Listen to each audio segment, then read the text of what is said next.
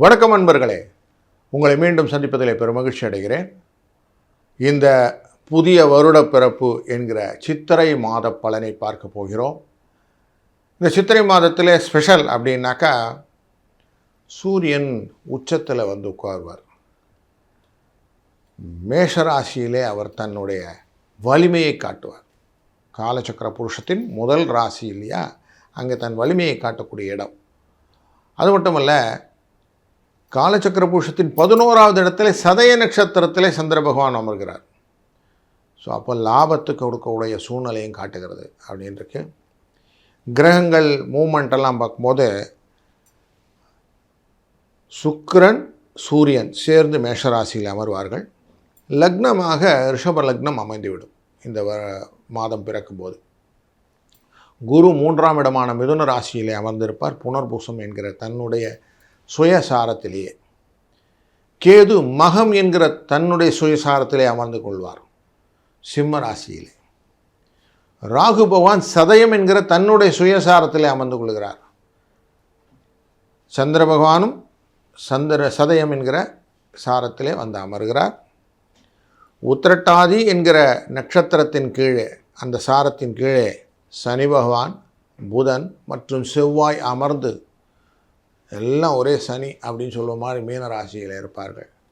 இப்படி ஒரு கூட்டுக்கலவையாக இந்த மாதத்தின் தொடக்கம் இருக்க போகிறது. 19ஆம் தேதி ரிஷப ராசிக்குள்ளே சுக்கிரன் வந்துடுவார். அதுபோல் 30ஆம் தேதி மேஷ ராசிக்குள்ளே புதன் வந்துடுவார். 11ஆம் தேதி மே மாதம் 11ஆம் தேதி மேஷராசிக்குள்ளே செவ்வாய் வருவது தான் முக்கியமான நிகழ்வு. ஏன்னா அங்கே சூரியனும் சுக்கிரனும் சேர்ந்து அமர்ந்து கொள்வார்கள். இது ஒரு ராஜயோகத்தை கொடுக்கக்கூடிய சூழ்நிலையை கொண்டு வரும். அதனால் அதுவும் ரொம்ப முக்கியமான நிகழ்வையும் நம்ம மனசில் வச்சுக்கணும். 14ஆம் தேதி மிதுன ராசிக்கு சுக்கிரன் சென்று விடுகிறார். அதே 14ஆம் தேதி ரிஷப ராசிக்கு புதன் வந்து விடுவார்.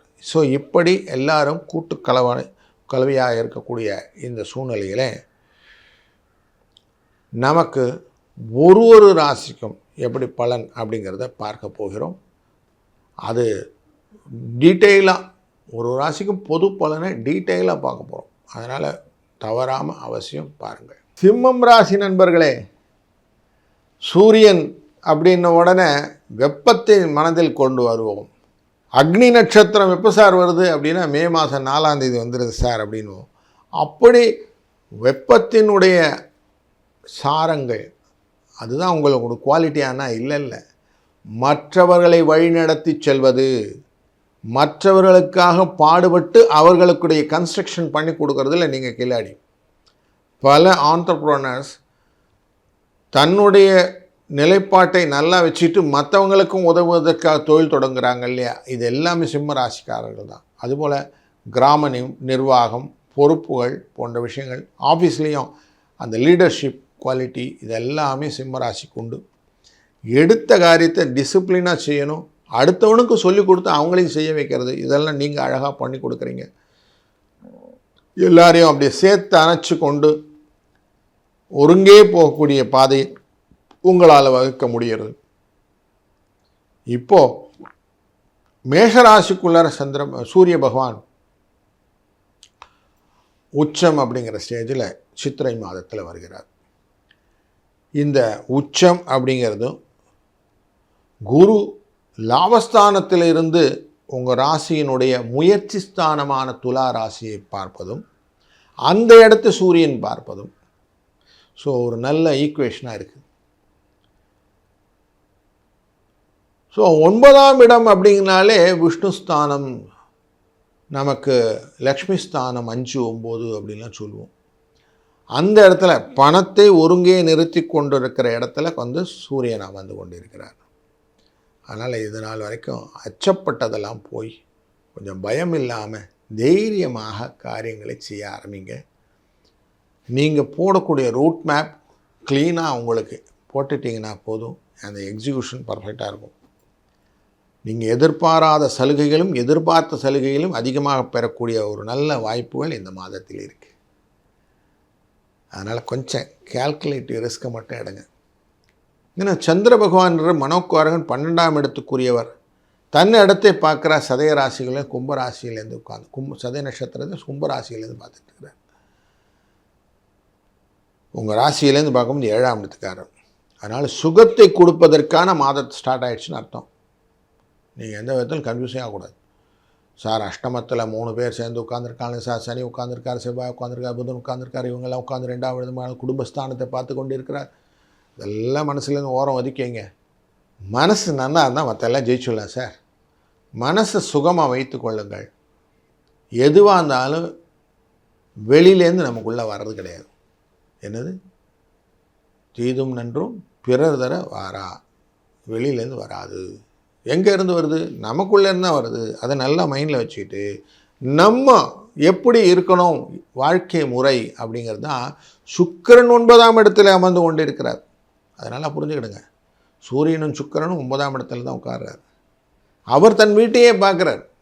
அந்த வீடு தான் 3ஆம் இடம் உங்களுக்கு. அப்போ பண வரவு, சுப செலவு இதெல்லாம் உண்டு. அப்போ வாழ்க்கையில் முன்னுக்கு போகக்கூடிய நிறைய முயற்சிகளையும் திறமைகளை வெளிக்காட்டக்கூடிய வழிப்புகளும் கலை உணர்வுகளும் புதிய காரிய அனுகூலங்களும் உங்களுக்கு இந்த மாதத்தில் உண்டு. வியாபாரத்திலே தந்திரங்கள் பலகும் நீங்கள் செய்வீர்கள். அதன் மூலியமாக வர்த்தகங்கள் பெருகும். மே 11ஆம் தேதி அன்றைக்கி செவ்வாய் அந்த இடத்துல வந்து உட்காருவார். 9ஆம் இடத்துக்கு, அஷ்டமத்துலேருந்து 9ஆம் இடத்துக்கு வந்துடுவார். அப்போ கொஞ்சம் கேர்ஃபுல்லாக எல்லா காரியத்தையும் பண்ணுங்கள். எல்லாம் எனக்கு தெரியும்னு பண்ணாதீங்க. அங்கே மட்டும் கொஞ்சம் தடைகள் வருவதற்கு வாய்ப்பு. அதனால் அது வரைக்கும் கொஞ்சம் ஜாலியாக சந்தோஷமாக பண்ணிகிட்டே போகலாம். பொறுமையாக பண்ணுங்கள், அவசரப்படாதீங்க. கணவன் மனைவி கூட கொஞ்சம் சொல் பேச்சு கொஞ்சம் கேட்டுக்கிடுங்க. அவங்க சொன்னால் இவங்க சொன்னான்னு விட்டு அவங்ககிட்ட கொஞ்சம் அந்யோன்யமாக பேசி பண்ணுங்கள் வேலையை. இதனால் என்ன ஆகுன்னா தான் உங்களுக்குள்ளே ஒத்துமையாக இருக்குன்னா மற்றவங்க வந்து ஹெல்ப் பண்ணுவாங்க. உறவுகாரங்களாம் இல்லைன்னா வச்சுக்கோங்க, நடுவில் வந்து கும்மி அடிச்சுட்டு போயிடுவாங்க. அதனால் கொஞ்சம் காரியங்களை செய்யும்போது கலந்து ஆலோசித்து செய்யுங்க. காரியங்களை இழுபறியாகவே இருக்குது சார், ஒரு வேலையை முடியவே இல்லை, அப்படியே நிற்கிது அப்படின்னாக்க ஏப்ரல் 17ஆம் தேதி அமாவாசை அன்று 11:30 12:30 வரைக்கும் இந்த 12:20 வரைக்குமான நண்பகல் நேரத்தில் உங்களால் முடிந்த தான தர்மங்கள் செய்யுங்கள். டெஃபினட்டாக தடைகள் நீங்கும். அதுபோல் ஏப்ரல் 30ஆம் தேதி நரசிம்ம ஜெயந்தி இருக்குது. அன்றைய நாளிலே நரசிம்மருடைய திருமஞ்சனத்தை பார்ப்பதும், அன்றைய நாளிலே கடனை குறைத்து கொள்வதற்கான கடனை அடைப்பதும், ஆரோக்கிய மேம்பாட்டுக்கான மருத்துவ செலவுகளை அன்றைக்கி செய்வதும் டெஃபினட்டாக நல்லபடியான மாற்றங்களை கொண்டு வந்தார். அதனால் இதையும் நீங்கள் பண்ணுங்கள்.